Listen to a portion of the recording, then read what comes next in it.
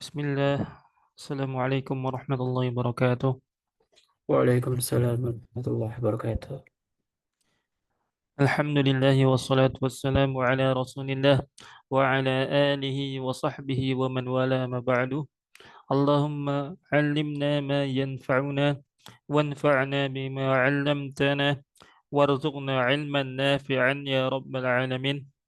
Allahumma aftah lana futuhal 'arifin wa albisna libasa 'izzika ya rabbal alamin. Alhamdulillah, Allah telah berikan kita hidayah, taufik, serta nikmat-nikmat yang lainnya yang dengan semua hal tersebut kita masih diberikan istiqomah oleh Allah Subhanahu wa taala untuk kita sama-sama duduk ya belajar agama Allah Subhanahu wa taala sejenak, dan mudah-mudahan apa yang kita pelajari pada kesempatan kali ini ya menjadi pemberat timbangan amal kebaikan bagi kita semua di akhirat kelak. Amin ya rabbal alamin. Dan kita lanjutkan pembahasan kita pada kitab Sulamut Taufiq ila Mahabbatillahi ala Tahqiq, karya Sayyid Syekh Al-Allamah Abdullah ibn Husain ibn Tahir Ba'alawi Al-Hadrami Asy-Syafi'i rahimahullah ta'ala. Kita minggu kemarin telah membahas mengenai makna dari kalimat tauhid atau kalimat tahlil, yaitu la ilaha illallah. Dan sekarang kita masuk kepada rukun yang kedua dari syahadat, yaitu adalah makna dari syahadat anna Muhammadar Rasulullah. Ya, para peserta sekalian yang dirahmati oleh Allah Subhanahu wa taala, kita baca kitabnya. Bismillah, wassalatu wassalamu ala Rasulillah. Qala al-muallif rahimallahu taala, wa ma'na asyhadu anna Muhammadan Rasulullah an ta'lama wa ta'taqida wa tusaddiqa wa tu'mina anna sayyidana wa nabiyyana Muhammad ibni Abdullah ibni Abdul Muttalib ibn Hashim ibn Abdi Manaf al-Qurashi sallallahu alaihi wa ala alihi wa sahbihi wa sallam Abdullahi wa rasuluhu ila jami'il khalq. Beliau rahimahullah berkata bahwasanya makna asyhadu anna Muhammadar Rasulullah, arti dari aku bersaksi bahwasannya Muhammad adalah Rasulullah, anta alama, hendaknya engkau mengilmui, mengetahui, wa ta'taqidah, dan engkau meyakini, wa tusaddiqah, dan engkau membenarkan, wa tu'mina, dan engkau beriman, anna sayyidana, bahwasannya ya Tuhan kami, ya baginda kami, wa nabiyyana, dan nabi kami Muhammad ibn Abdullah, ya Muhammad ibn Abdullah ibn Abdul Muttalib ibn Hashim ibn Abdi Manaf Al-Qurashi sallallahu alaihi wasallam, Abdullah adalah seorang hamba Allah, wa rasuluhu, dan juga seorang rasul, rasulnya Allah Subhanahu wa taala, ila jami'il khalqi, kepada seluruh makhluk, kepada seluruh makhluk. Ya, jadi makna dari syahadat anna Muhammad Rasulullah adalah hendaknya kita percaya kepada Nabi Muhammad sallallahu alaihi wasallam, bahwasannya beliau adalah utusan Allah Subhanahu wa taala, dan konsekuensi dari kita mengucapkan syahadat, asyhadu anna Muhammadar Rasulullah adalah yang pertama ta'atuhu fima amar, ya ta'atuhu fima amar, yaitu mentaatinya atas apa-apa saja yang beliau sallallahu alaihi wasallam perintahkan. Ya, misalnya beliau memerintahkan bahwasanya umat Islam wajib haji misalnya seumur hidup sekali. Nah, maka wajib bagi kita untuk melaksanakan ibadah haji dengan syarat-syarat yang telah ditentukan sesuai dengan kemampuan. Dan misalnya kalau Nabi Muhammad SAW menyuruh kita untuk melaksanakan suatu yang sunnah, maka hendaknya kita mengikutinya dan kita melaksanakan sesuai dengan kemampuan kita sebagai bentuk ketaatan atas apa-apa yang diperintahkan oleh Allah, atas apa-apa yang diperintahkan oleh Nabi Muhammad SAW. Nah, tentu perintah di sini sifatnya umum ya, baik yang wajib maupun yang sunnah, baik yang wajib maupun yang sunnah. Ya, kemudian yang kedua, konsekuensi dari syahadat anna Muhammad Rasulullah wa tasdiquhu fima akhbar.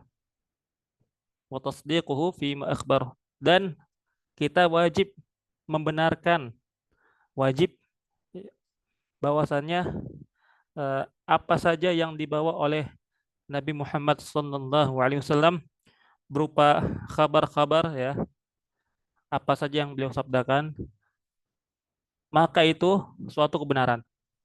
Ya, apa yang beliau sampaikan, apa yang beliau bawa merupakan suatu kebenaran.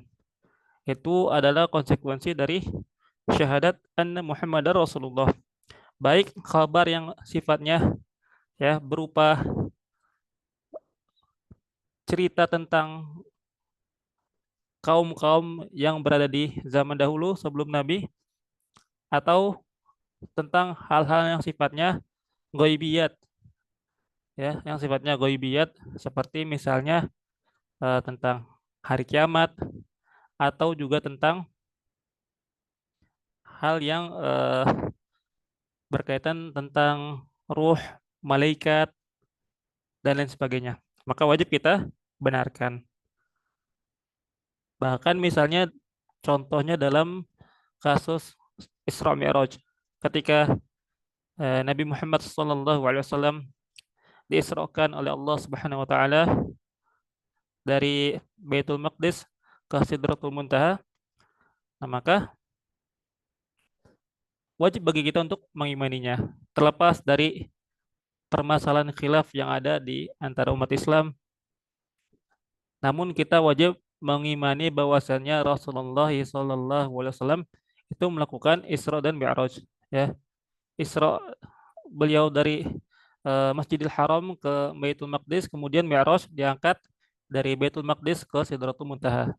Walaupun secara akal mungkin kita tidak mampu untuk mencernanya, namun wajib kita mengimaninya dengan hati kita dikarenakan akal kita itu qasir, ya, tidak sampai. Sedangkan alam semesta ini penuh dengan misteri yang akal kita tuh belum sampai untuk memikirkannya.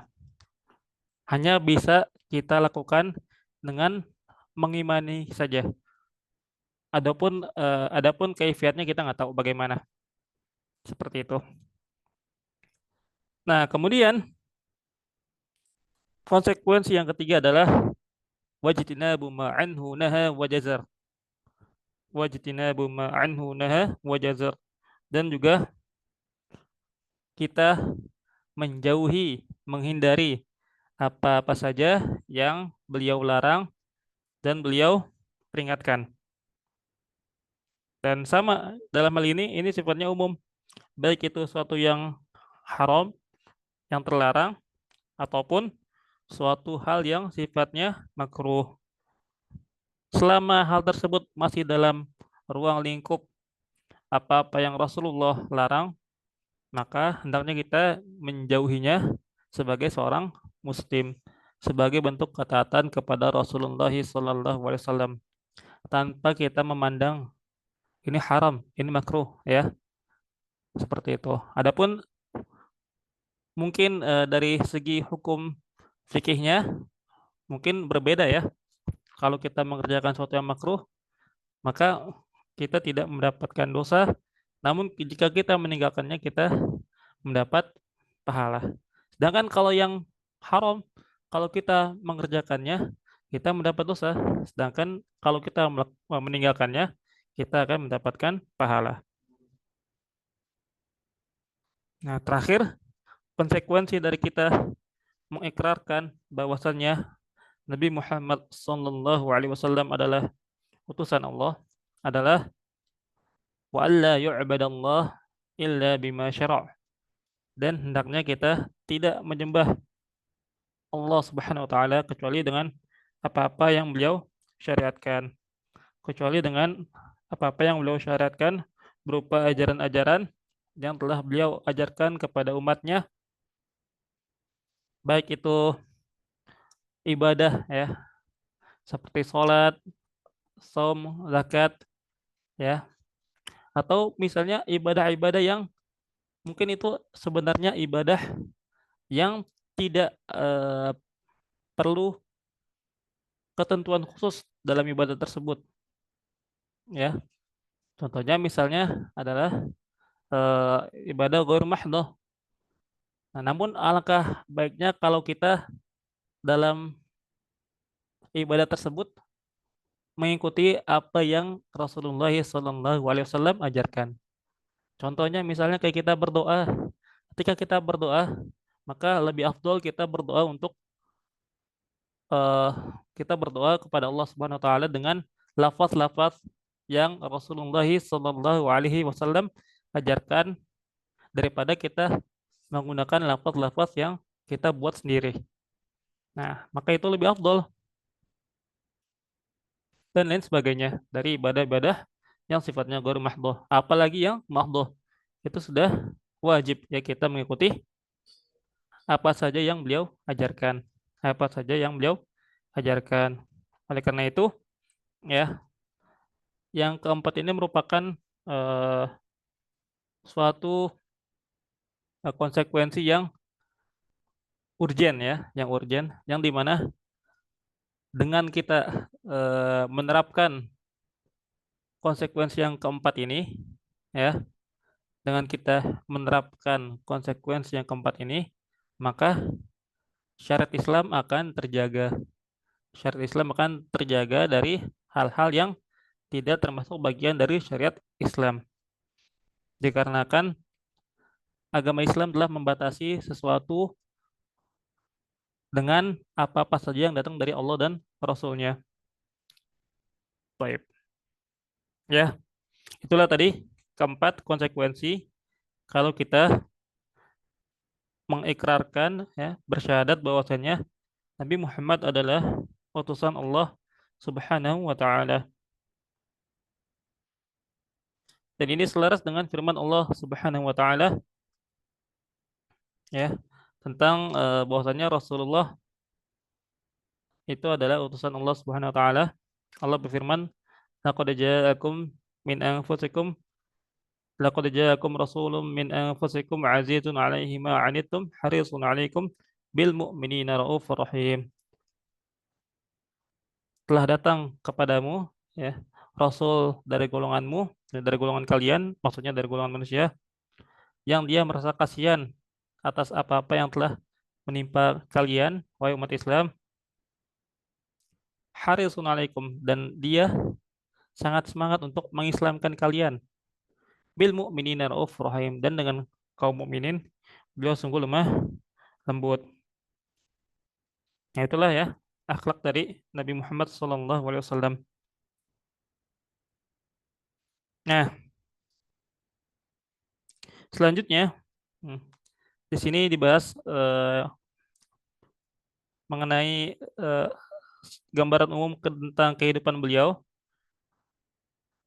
Berkata penulis rahimahullah taala, "Wulida bi Makkah wa bu'itsa biha." Ya, beliau dilahirkan di Mekah dan diutus di Mekah. Nah, jadi Sayyid Abdullah bin Husain Ibn Thahir ini menyebutkan sedikit sekilas ya eh, gambaran hidup Nabi Muhammad SAW adalah supaya kita selaku umat muslim minimal ya, minimal kita mengetahui biografi singkat tentang Nabi kita. Ya, kita mengetahui biografi singkat tentang Nabi kita. Minimal kita tahu bahwasanya beliau tuh berasal dari bangsa Quraisy, ya, dilahirkan di Mekah dan diutus di Mekah dan lain sebagainya.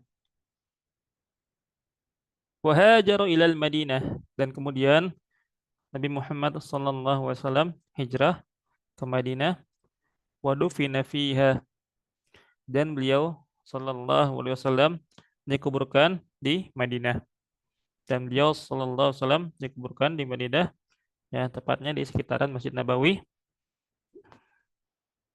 di samping kuburan kedua sahabatnya yang mulia, Abu Bakar dan Umar. Nah, kemudian di sini penulis menuliskan bahwasannya ajaran ya yang termasuk ke dalam eh, ajaran yang sifatnya ghaibiyat, ya, yang sifatnya itu kita tidak ketahui hakikatnya kecuali hanya dari wahyu Allah Subhanahu wa taala, dan apa saja yang Rasulullah sallallahu alaihi wasallam sampaikan, ya, sebagai berikut. Wa annahu sallallahu alaihi wasallam shadiqun fi jami'i ma akhbar bihi. Shadiqun fi jami'i ma akhbar bihi. Ah, dan bahwasannya Rasulullah sallallahu alaihi wasallam jujur, ya, benar, fi jami'i ma akhbar bihi, dalam seluruh apa-apa saja yang beliau sampaikan dengannya.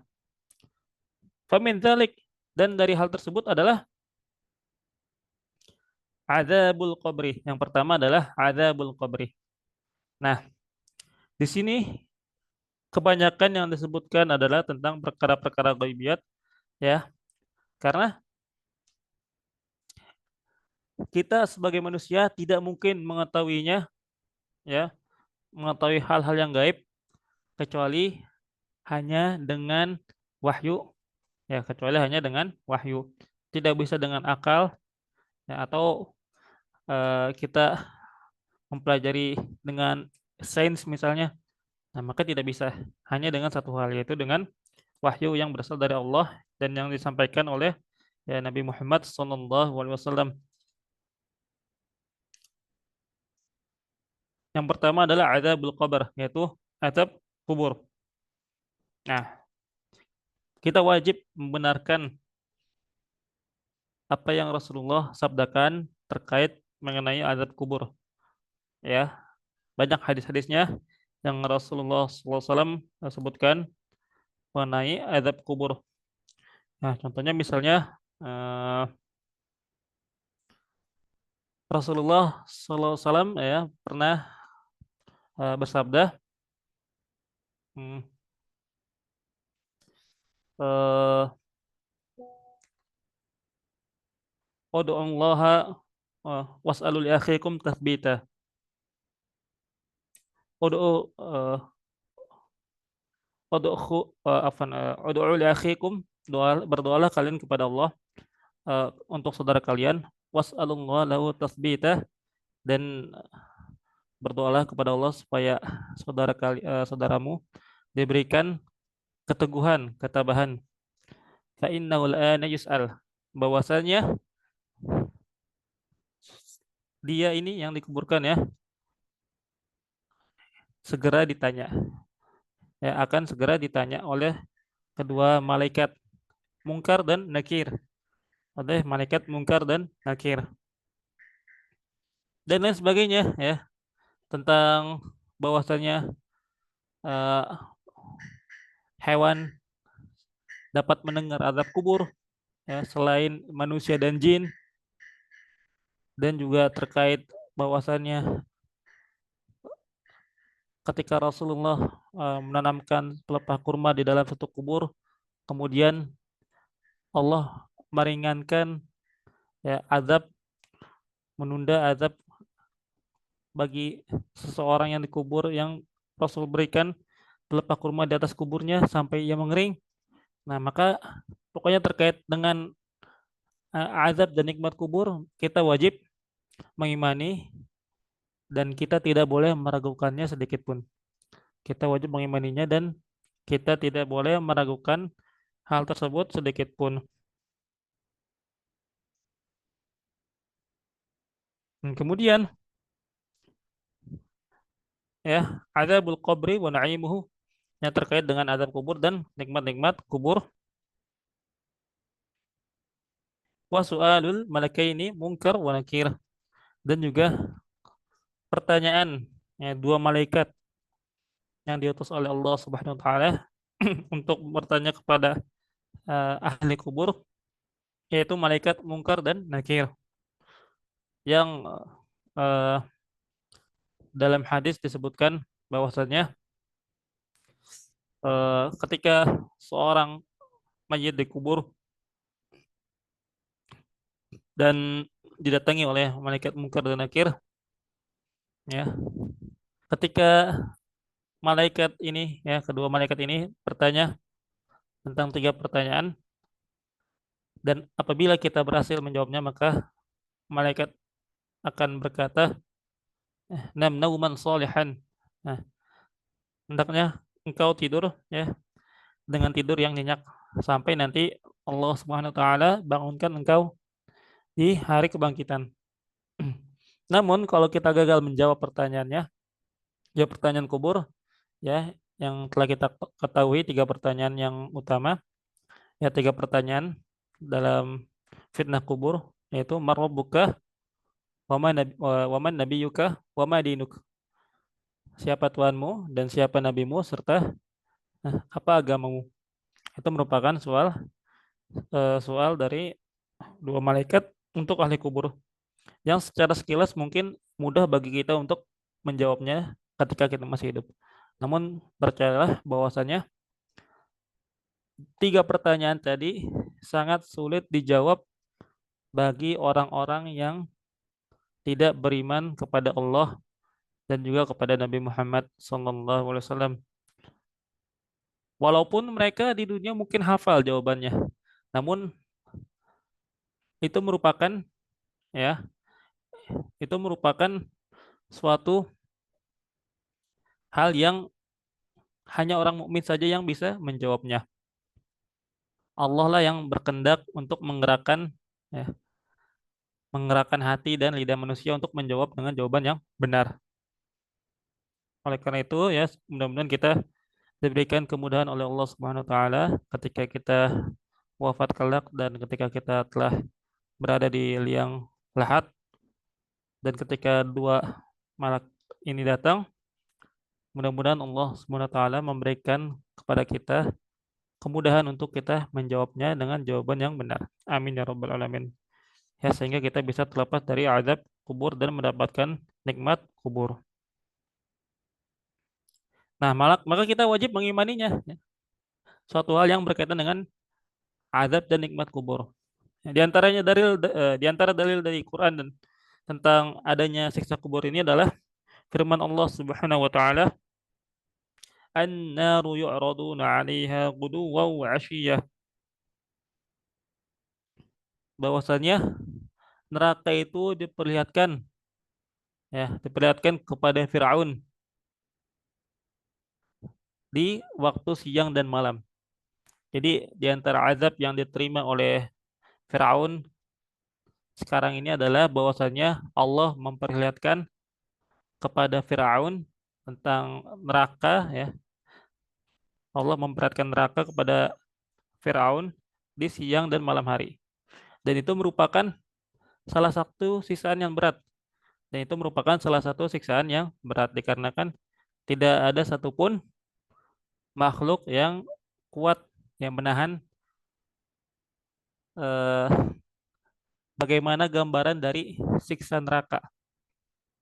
Ya, kita aja sebagai manusia kalau kita melihat suatu hal yang sadis mungkin ya, suatu yang sadis, misalnya kita melihat orang disiksa atau orang dibunuh dengan keji, ya, maka kita akan merasa takut, merinding, ya.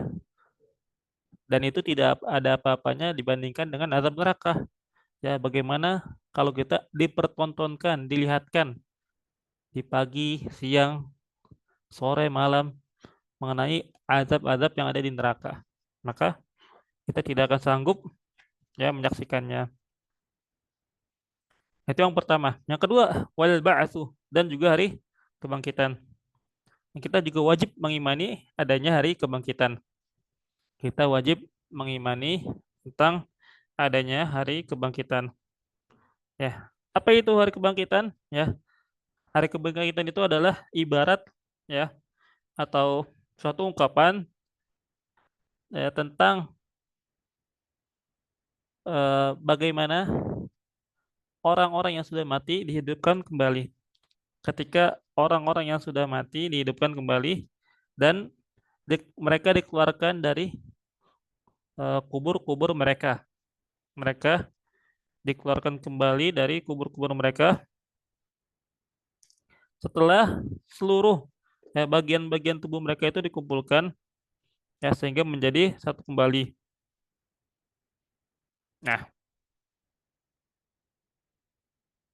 dan ini adalah eh, hanya Allah Subhanahu wa taala yang mampu melakukannya, membangkitkan orang yang sudah mati ya, yang sudah jadi tulang belulang dan sudah tidak ada bekasnya dan mungkin yang hanya tersisa hanya tulang ekor ya, yang tersisa hanya tulang ekor dan kemudian Allah Subhanahu wa taala ya menghidupkan ya, jasad yang telah hancur tadi dari tulang ekornya sehingga seperti tumbuhan yang baru tumbuh dan menjadi tumbuhan yang besar ya. Seperti tumbuhan yang tadinya sebiji eh, ya berbentuk biji-bijian, kemudian bijian itu terbelah sehingga menjadi tumbuhan yang besar. Begitu juga dengan gambaran bagaimana manusia dihidupkan dan dibangkitkan seperti tumbuhan ya, yang dimana manusia yang tadinya tinggal tulang ekor, kemudian dari tulang ekor tersebut Allah Subhanahu wa taala menciptakan dan mengumpulkan bagian-bagian tubuh yang lain sehingga menjadi manusia yang utuh seperti sedia kala. Nah, dan seharusnya ya sebagai ya seorang yang beriman kita percaya bahwasannya Allah lah yang mampu mengumpulkan seluruh makhluk dari awal ya manusia itu diciptakan sampai hari kiamat nanti. Seluruh makhluk akan Allah kumpulkan di dalam satu tempat di padang mahsyar. Bagaimana tidak Allah mampu, bagaimana tidak bahwasanya Allah mampu eh, mengumpulkan seluruh makhluk. Toh Allah sudah pernah menciptakan mereka sebelum mereka ada. Nah, aturan di sini kita berpikir kritis bahwasannya membangkitkan itu lebih mudah bagi Allah Subhanahu wa taala ya. Kalau mereka orang-orang kafir, orang-orang yang kafir itu mau berpikir kalau misalnya Allah telah mampu untuk menciptakan manusia dari yang tidak ada menjadi ada ya, apalagi yang udah pernah ada kemudian diadakan kembali ya. Manusia yang tadinya pernah ada kemudian diadakan kembali, maka itu lebih mudah lagi ya. Namun orang-orang kafir mereka tidak percaya dengan hal tersebut. Hmm. Sebagaimana Allah firmankan di dalam Al-Quran, za'amal ladzina kafaru allan yub'atsu. Orang-orang kafir itu menganggap bahwasannya mereka tidak akan dibangkitkan oleh Allah Subhanahu wa taala. Dengan sombongnya mereka berkata bahwasannya Allah tidak bisa membangkitkan mereka. Ya, naudzubillah min dzalik.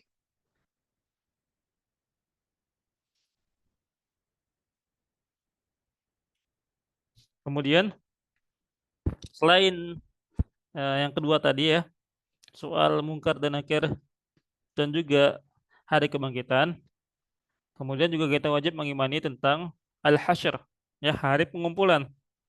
Al-hasyr, hari pengumpulan yaitu adalah ketika manusia dikumpulkan seluruhnya di dalam satu tempat, yaitu tempat yang dimana mereka berdiri ya di padang mahsyar, yang dimana di tempat itu seluruh makhluk ya dari awal sampai akhir dikumpulkan. Nah, disinilah manusia akan menunggu keputusan Allah Subhanahu wa taala ya untuk memulai pengadilannya Allah Subhanahu wa taala. Nah, kemudian wal qiyamah, dan kapan terjadinya hari kiamat.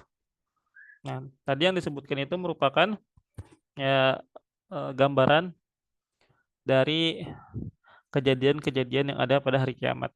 Nah, kalau dalam istilah usul fikih, hmm, ini disebut atfu al-am alal khas ya, atfu al-am alal khas. Jadi ketika telah disebutkan satu yang khusus tadi, kemudian disebutkan suatu yang umumnya. Nah, tadi kita telah menyebutkan tentang beberapa kejadian yang akan terjadi dari kiamat. Contohnya adalah hari kebangkitan dan juga hari pengumpulan. Baru disebutkan hari kiamat. Hari kiamat itu lebih umum dari kedua hal tersebut. Kemudian selanjutnya wal hisab, dan juga hari perhitungan. Yang dimana Allah Subhanahu Wa Taala ya menghitung amal-amal hambanya, ya, baik itu amal yang baik maupun amal yang buruk. Baik itu amalan yang sedikit ya walaupun seberat biji zarrah ya, ataupun amal yang banyak, maka seluruhnya akan dihitung oleh Allah Subhanahu wa taala ya. Dan Allah tidak akan terlewat sedikit pun, tidak akan lalai sedikit pun dari amalan-amalan tersebut. Ya, semuanya akan Allah hisab pada hari kiamat. Nah, cuman bedanya ya ada yang ketika dihisab secara terperinci oleh Allah Subhanahu wa taala, maka dia akan binasa. Ada yang Allah maafkan di beberapa perbuatannya ya, Allah mudahkan hisabnya sehingga dia merasa selamat dan merasa aman sebabkan Allah Subhanahu wa taala memudahkan hisabnya. Oleh karena itu kita dianjurkan untuk berdoa kepada Allah Subhanahu wa taala dengan doa Allahumma hasibni hisaban yasira. Allahumma hasibni hisaban yasira. Ya Allah, hisablah aku dengan hisab yang mudah. Karena hisab yang mudah itu adalah hisab yang sangat nikmat ya, sangat aman, yang membuat kita tidak dipermalukan oleh Allah Subhanahu wa taala sehingga kita merasa binasa.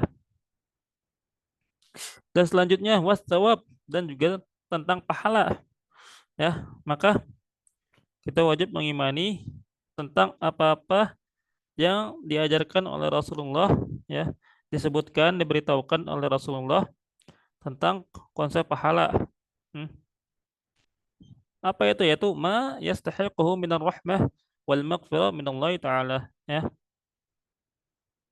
Apa-apa yang seorang hamba itu dapat mendapatkannya dikarenakan rahmat dan ampunan dari Allah Subhanahu wa taala ya. Nanti dari kiamat kita akan mendapatkan kita akan diperlihatkan ya jumlah amal-amal kebaikan kita dan juga jumlah amal-amal keburukan kita. Kemudian juga wal azab ya, dan juga azab ya. Afwan, tadi sawab itu maksudnya adalah balasan kebaikan dari amal kebaikan kita dengan rahmat Allah Subhanahu wa taala ya, dan juga dengan maghfirah dari Allah Subhanahu wa taala. Maka kita akan diberikan balasan yang baik oleh Allah Subhanahu wa taala apabila kita berbuat kebaikan, dan juga kita akan diberikan azab oleh Allah Subhanahu wa taala apabila amal timbangan keburukan kita lebih berat daripada timbangan amal kebaikan kita. Kemudian wal mizan, dan juga timbangan. Maka kita wajib mengimaninya. Wan nar wasirat ya, dan juga neraka serta sirat yang telah digambarkan oleh Rasulullah SAW bahwasanya sirat ini ya sangat tipis ya, bahkan lebih tipis daripada rambut, ya, daripada rambut. Kemudian di sisi-sisinya, ya, sebelah kiri dan kanannya ada pengait yang akan menarik seorang hamba hingga dia jatuh ke dalam neraka, hingga dia jatuh ke dalam neraka. Dan juga haud, ya, telaganya Rasulullah SAW, yang dimana ketika seorang Muslim minum dari telaganya Rasulullah SAW, maka dia tidak akan merasa haus selamanya. Dia tidak akan merasa haus selamanya. Ya, yang dikatakan juga di dalam hadis bahwasannya, ya, gelas-gelasnya itu berasal dari bintang-bintang. Kemudian wasyafaah, dan juga syafaat. Ya, maka wajib mengimani apa-apa yang datang dari Rasulullah mengenai syafaat. Apa itu syafaat? Ya, syafaat itu berasal dari kata syafa', ya, penggenapan, penggenapan. Ya, dan secara istilah adalah su'alul khairi lil ghair minal ghair. Ya, permintaan kebaikan dari seseorang untuk seseorang yang lainnya. Permintaan kebaikan dari seseorang untuk seseorang yang lainnya. Ya, dan syafaat itu, ya, Nabi Muhammad SAW memiliki hak syafaat yang agung, yaitu syafaatul uzma. Ya, syafaatul uzma. Ya, ya, ketika di padang mahsyar para manusia berkumpul, ya, saking lamanya menunggu putusan Allah hingga matahari, ya, berjarak sampai 3 mil dari manusia, ya, yang bahkan ada manusia yang tenggelam dengan keringatnya sendiri. Nah, di hari itulah eh, kaum muslimin itu mengadu kepada para nabi, datang kepada para nabi, datang ke Nabi Adam untuk supaya Allah memulai, ya, persidangan. Namun Nabi Adam tidak bisa mengabulkan permintaan tersebut. Kemudian juga datang kepada Nabi Ibrahim, datang kepada eh, Nabi Musa, Nabi Isa. Kemudian ketika datang kepada Nabi Muhammad, maka Nabi Muhammadlah yang dapat mengabulkan permintaan tersebut. Ya, hanya Nabi Muhammad yang dapat menghadap kepada Allah Subhanahu wa taala untuk memulai persidangan. Nah, kemudian juga syafaatnya untuk mengeluarkan, ya, sebagian kaum muslimin, ya, dari api neraka. Dan, ya, syafaat ini merupakan, ya, suatu hal yang Allah berikan dengan izin Allah Subhanahu wa taala untuk, ya, mengeluarkan manusia dari neraka. Dan syafaat ini hanya bisa diminta kepada Allah Subhanahu wa taala. Jadi hanya Allah lah yang memberikan syafaat untuk seseorang, ya, agar orang tersebut dapat memberikan kebaikan kepada orang lain. Kalaupun bukan karena bukan atas izin Allah, maka hal tersebut tidak mungkin, ya. Tidak mungkin seseorang dapat memberikan syafaat tanpa izin Allah Subhanahu wa taala. Dan juga orang yang diberikan syafaat itu merupakan orang yang Allah ridhoi, dan orang yang diberikan syafaat itu merupakan orang yang Allah ridhoi. Wala yashfa'una illa liman irtadah, ya. Dan tidaklah mereka memberikan syafaat kepada orang lain kecuali, ya, yaitu orang-orang tersebut adalah orang yang Allah ridhoi. Ya. Kemudian Allah juga berfirman, "Man dzalladzi yashfa'u 'indahu illa bi'idnih."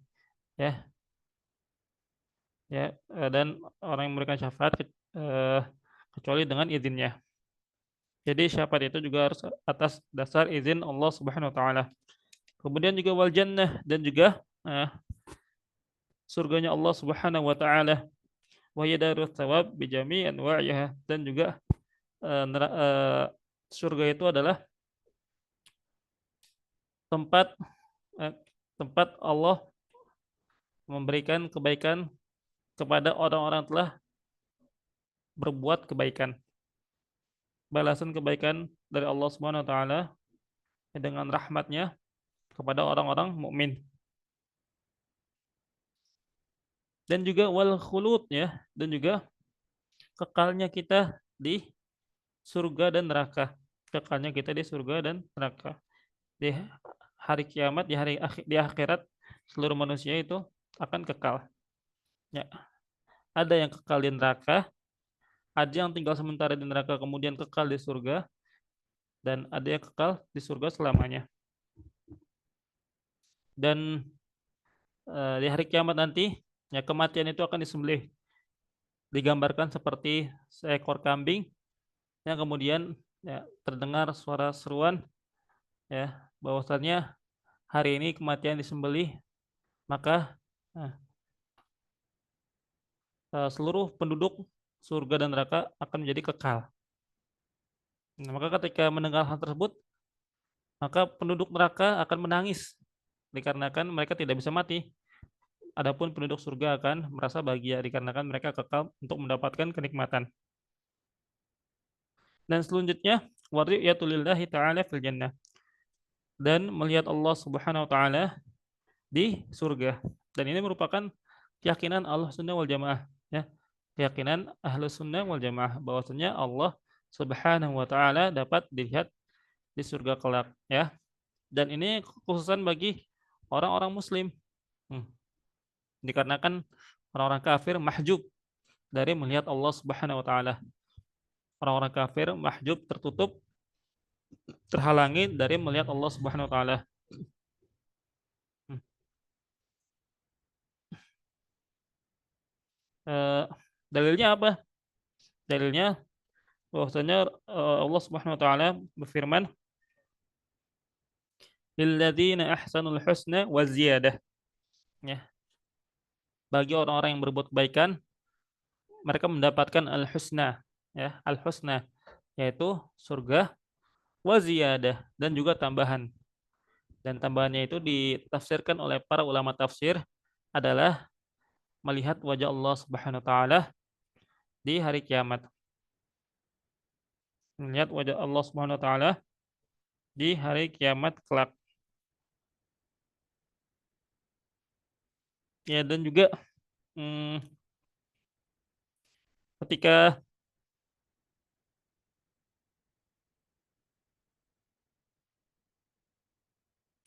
eh, orang-orang kafir melihat Allah Subhanahu wa taala, maka mereka akan terhijab, ya, tertutup.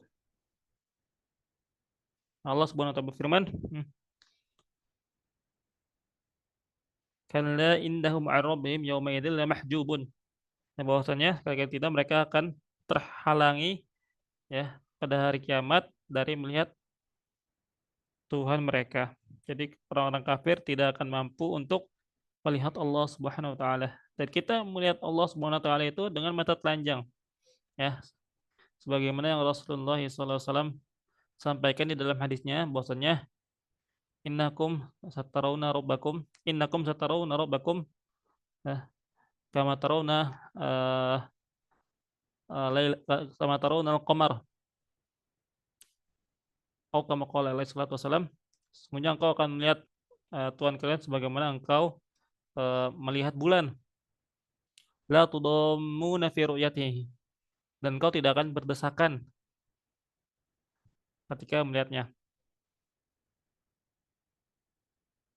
Engkau akan melihat Tuhan kalian Allah Subhanahu wa taala sebagaimana engkau melihat bulan pada saat eh, Badar, pada saat purnama, dan kalian tidak akan berdesak-desakan dalam melihat Allah Subhanahu wa taala. Dan ini menandakan bahwasannya hal tersebut sangat mudah, ya, sangat mudah dengan dapat dilihat dengan mata telanjang.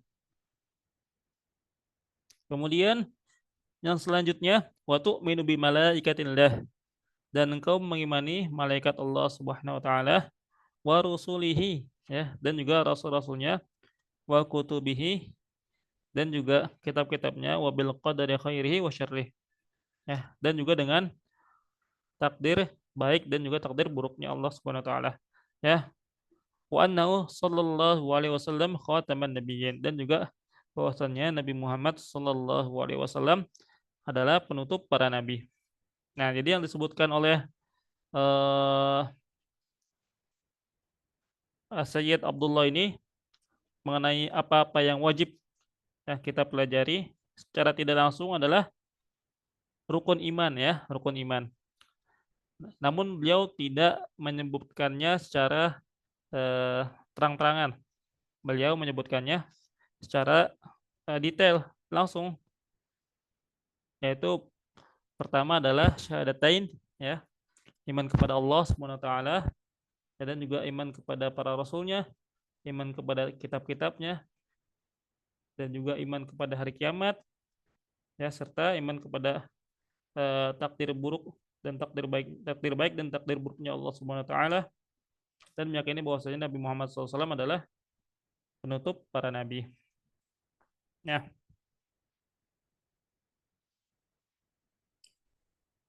dan eh, yang terakhir wasayyidu waladi Adam ajma'in, dan juga Nabi Muhammad SAW adalah ya sayyid ya, tuan, pemimpin anak-anak Nabi Adam seluruhnya ya, dan Nabi Muhammad adalah pemimpin anak-anak Nabi Adam seluruhnya. Nah, hal ini menunjukkan bahwasanya Nabi Muhammad SAW yang memiliki keutamaan kelebihan daripada nabi-nabi yang lain. Allah angkat eh, derajat Nabi Muhammad SAW di atas nabi-nabi yang lain.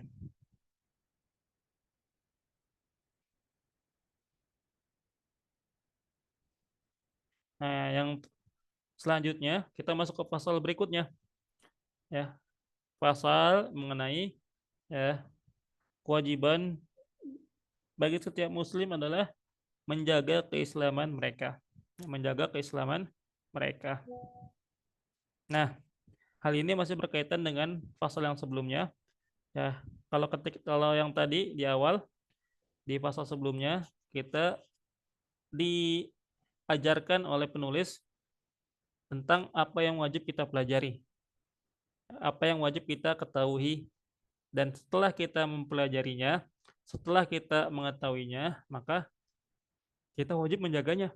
Kita wajib menjaganya supaya apa yang telah kita yakini, apa yang telah kita pelajari, kita imani, maka tidak sia-sia, tidak eh, batal, ya tidak tidak batal dikarenakan perbuatan-perbuatan atau perkataan-perkataan atau bahkan keyakinan dalam hati yang tidak kita sadari itu merupakan pembatal dari keislaman kita, pembatal dari keislaman kita.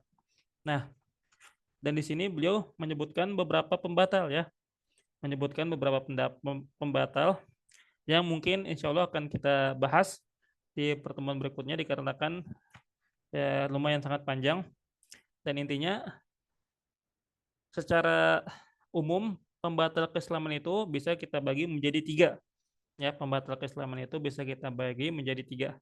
Yang pertama adalah pembatal keislaman yang sifatnya itu i'tiqad, yang sifatnya itu i'tiqad, seperti contohnya kita meyakini bahwasannya ada Tuhan selain Allah.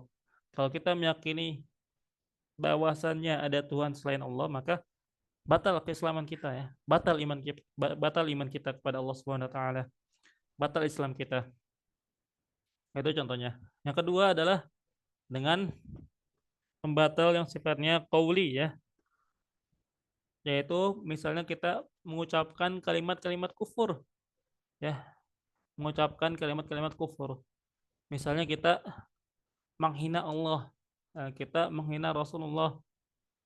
Nah, maka itu bisa membatalkan keimanan kita, bisa membatalkan keimanan kita. Atau yang terakhir misalnya dengan fi'li ya, dengan perbuatan. Hmm. Contohnya misalnya ketika kita sujud kepada selain Allah. Ketika kita sujud kepada selain Allah, maka keislaman kita telah batal. Nah, itu adalah beberapa contoh pembahasan secara ringkas mengenai pembatal keislaman. Ya, yang insya Allah akan kita bahas di pertemuan berikutnya. Ya, mungkin ini saja yang bisa saya sampaikan. Kalau ada yang ingin ditanyakan, silakan. Kalau tidak ada, kita tutup.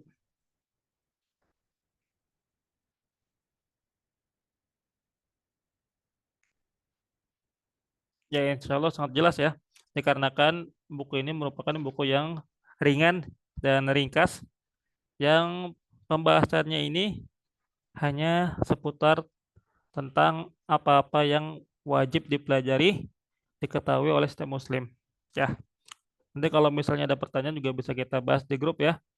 Dan mungkin ini saja yang bisa saya sampaikan. Kurang lebihnya mohon maaf. Segala kesalahan datangnya dari saya dan syaitan, dan segala kebenaran datangnya dari Allah Subhanahu wa taala. Kita akhiri dengan doa kafaratul majlis. Subhanakallahumma wa bihamdika asyhadu an la ilaha illa anta astaghfiruka wa atubu ilaik. Assalamualaikum warahmatullahi wabarakatuh. Waalaikumsalam warahmatullahi wabarakatuh. Jazakumullahu khairan wa barakallahu fikum. Terima kasih atas kehadirannya. Mudah-mudahan kita bisa bertemu di pertemuan berikutnya. Ya, saya izin pamit. Assalamualaikum warahmatullahi Waalaikumsalam warahmatullahi